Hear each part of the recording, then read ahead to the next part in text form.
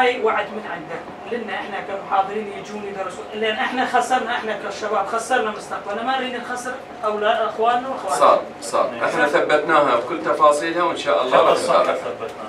واضح ان شاء الله.